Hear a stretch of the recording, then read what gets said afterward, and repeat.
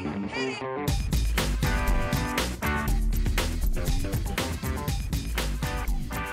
morning, good afternoon, good evening, and welcome to today's Caffeine for the Soul. If you've been following along, if you're listening to this in kind of close to real time when I record it, you'll know that I've been talking a lot about this new obstacle course to success, which you can learn about at michaelneal.org/obstacle. And I wanted to use today's podcast to talk a little bit about where the philosophy behind it came from and how it can be helpful to you.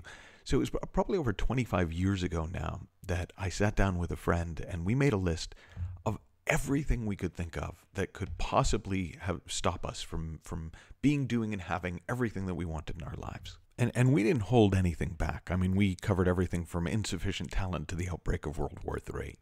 And then we whittled our initial list down to 9 things, 9 categories of obstacle that might stand between us and living the life of our dreams. And then I took this into my client work and started to see, did anyone have anything that they felt stopped them that didn't fit into those categories? And then we revised them and refined them. And eventually I began teaching it consistently as a formal model for obstacle analysis and goal setting, back when I used to do things like obstacle analysis and goal setting. And so the 9 categories initially for me were about, hey, here are the 9 major categories of life obstacles. So I'm going to share with you the most appropriate responses and interventions depending on which obstacle is most prevalent with you. Because most people find that while all the categories are somewhat relevant somewhere in their lives, their major life obstacles consistently fall into 1 or 2 of the obstacle areas on the grid. And since this grid first went public, I used it in private consulting for a number of years, over a decade. But when I first published it in You Can Have What You Want, my first book with Hay House, and then in the Effortless Success audio program, I'd get feedback and people would say they used it to help themselves overcome difficult people at work, overcome agoraphobia, overcome a messy divorce, starting new careers. It really seemed to have almost unlimited applications. And before I get too much further, I'm going to share with you the 9 obstacle areas. But what I also want to do is share with you the insight that I had about 10 years ago that turned the way I view these and work with these on its head. And so here's the areas. If you see it as a grid, you could imagine 9 squares, and top left to bottom right, you've got information, skill, belief, energy, other people, motivation, time, money, fear. So let me kind of run you through those in a little bit more depth. Information. If your obstacle is information, the way you kind of know that is because you're thinking, I don't know what to do. I don't know where to go to find out what to do.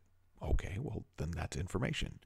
Is it, I don't yet have the skills I need to succeed in this area, in which case the obstacle is skill?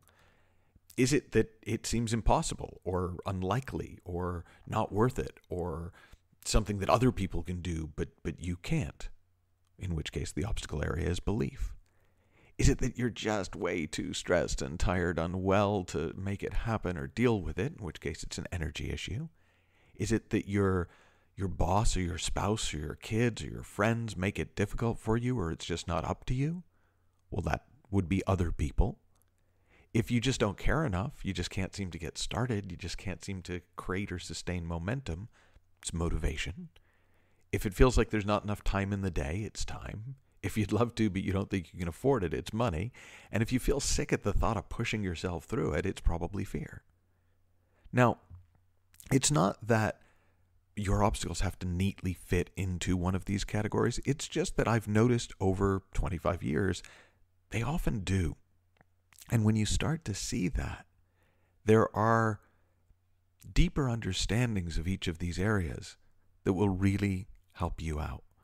So here are a couple ways that you can see these areas a little more clearly for yourself. Give yourself a score from 1 to 10 in each of the 9 areas. So if you think about information, skill, belief, energy, other people, motivation, time, money, fear, on a scale from 1 to 10, how strong are you? So a 10 would be, I got this licked. I never have skill issues. I never have other people issues. I never have fear issues.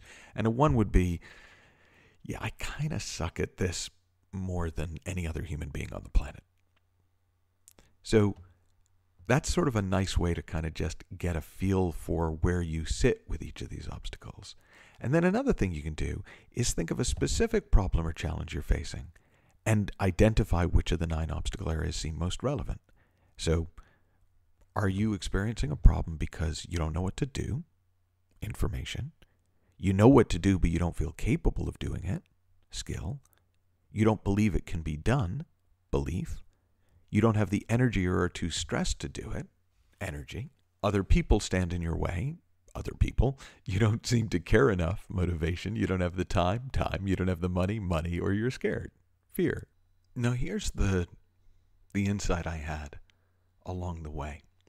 When I started to see that the nature of our experience is thought created, and that while something could be an obstacle, it couldn't actually stop you unless you somehow stopped yourself, then the obstacle areas took on a new meaning. Instead of what I used to do was I'd share my strategies for overcoming each of these obstacles.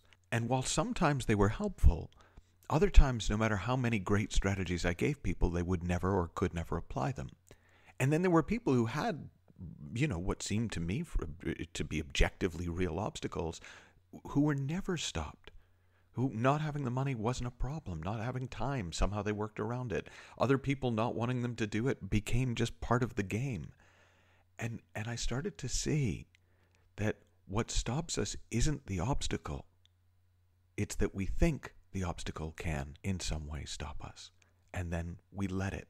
We take ourselves out of the game, or we never get into the game in the first place because of our thinking. So now, when I work with people around this, instead of sharing my best strategies or even their best strategies for handling those areas, we look together at the nature of the thing itself, the nature of time, the nature of money, the nature of fear.